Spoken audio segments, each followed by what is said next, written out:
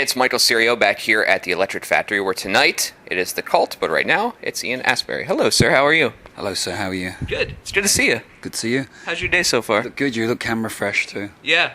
You do too. I like Thank this. you. If I knew that we were doing hoods up and glasses, I would have dressed differently. This is how we roll. We've got to keep it kind of cozy and locked down on the road. You know, you kind of get into your hood vibe on the road. Well, next time, send a brother a memo. I would have dressed. Would have brought my hood and glasses. Yeah. All right. It's prerequisite. We'll do that next time. Hey, have you meditated yet today, or is that something that you do closer to the show? Meditation? Yeah. Daily. I know, but does that happen? Has that happened yet, or that's something that you do closer to the show? It's happening now. Oh, it's happening right now. Yeah. Oh, okay. It just means being present with yourself. Yeah. There's no finagled, It's amazing. There's experts out there that will teach you how to meditate for a weekend seminar. You go spend like $3,500 and go up a mountain somewhere and dump a load of money, when actually what it is just sitting, being present, ground yourself, being present.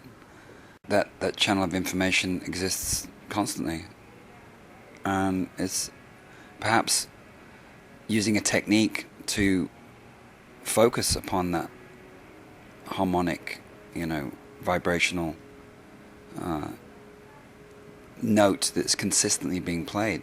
It's consistent. It's constantly there. It's access using techniques and skills. Like, for example, there's so many external distractions. Right. So many internal distractions through ego. And I think through meditation, my feeling is an ability to gain self-mastery over being pulled from, thoughts, ego, and drop into present experience and observe, and perhaps not engage, ground oneself. And yeah, absolutely, in terms of going to certain environments, just enhance that awareness or that. Sure, but it's not something that you necessarily set time aside for and go, okay, this 15 minutes before I go through sound check, I'm gonna meditate. It's something that you feel like you're doing in a constant state. Well, I'm not as regimented as that. I'm absolutely not. I just find myself dropping in and out of moments of, just naturally gravitate towards certain moments where I just feel like being quiet with myself, and I can happen any time during the day. Sometimes, you're right in acknowledging an environment. Like, for example, different venues. Like, we can come into some venues, and you walk into a room, and it just feels like a womb. It feels warm and dark, and I tend to find those environments are much more conducive to meditation. This room's nice. This couch is much nicer than my couch. This is a pretty okay couch. It's a pretty solid couch. I gotta ask them where they got this. It's leather. Or maybe it's not leather, maybe it's pleather, I don't know. Can we talk about Hidden City for a minute? That idea of meditation and different forms of how you get spirituality. I had read some quotes from you about different gurus that are peddling different things, and you had said, I think that your number one mantra for this album is to defend the beauty. What does that mean exactly? Defend the beauty? Yeah. I find mantra can be very useful in times of duress, grounding myself, and I found, having a mantra is a quick way of accessing. Well, that's going to be good for your. Let me unplug that. Yeah, the cooler. The cooler just kind of kicked on in the middle of everything. There we go. Well done. Nice work. You can immediately access that state consciousness through mantra, and defend the beauty is more about consciousness, about having a mantra, perhaps mission statement, manifesto. Our manifesto, our mantra, well, at least mine is defend the beauty. Right. Be conscious of action, be conscious of choice. There is an outcome. The law of karmas do apply. There is, for every action there is a reaction, no doubt. But those two things are intertwined on this record, right? The idea of what those gurus are peddling and the mantra of defend the beauty. These are observations, they're not ultimates as well. Right. They're not ultimates. It's not like, the management reserves the right to change its opinion at any time it wishes. Goddamn, what pleases.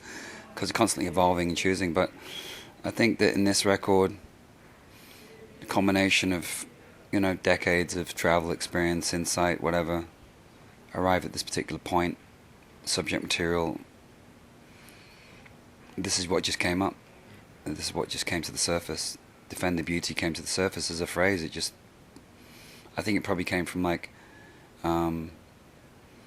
defend Paris, defend what's sacred to you, defend what's holy to you. Now the events in Paris, or defend what you believe in, what you're passionate about. I mean, our personal, our interior private worlds are being invaded in a very evasive way, through media especially. And there's so many self-imposed experts out there in their ivory towers pontificating about what is culturally, what has cultural credibility and what does not. These institutions that kind of came up in the interweb age, all of a sudden you've got all these experts. I was like, wait a minute, who made you the boss? Right. Like, what are your credentials? So you got 4,000 pieces of vinyl at home. Great. So do I. Who makes you an expert in your position?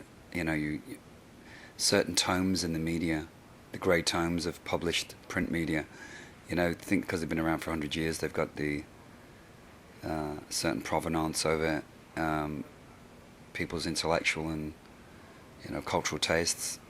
Man, go find out for yourself. This is one amazing thing about the age we live in. It's like, go check it out for yourself. The new album is Hidden City. It's been out for about 2 months now. It's been out, yeah. Actually, that's correct. It's been out for 2 months, since February. 2 months, and I'm sure we'll be hearing some of that tonight. And, I've thought about what you said about, material things, but I think this couch would make me happy. It would make you happy for an instant. It would make you happy. I don't know. I think it would give you some pleasure. Well, maybe it would give you pleasure. All right. A sense of pleasure.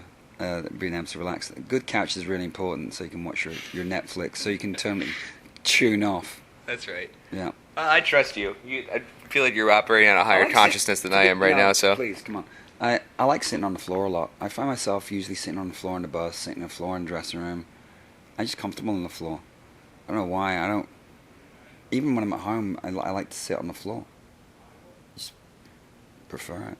All right. Well, I like to sit on this couch, so I'm going to wait till you play, and then I'm going to take it. If you want to take this couch out with you, and you can sit and we'll get it set up in the venue for you. All right. Can I just tell him Ian told me it's cool? Yeah. Okay. Tonight, The Cult, Ian Astbury. Thank you so much, sir. Thank you, sir.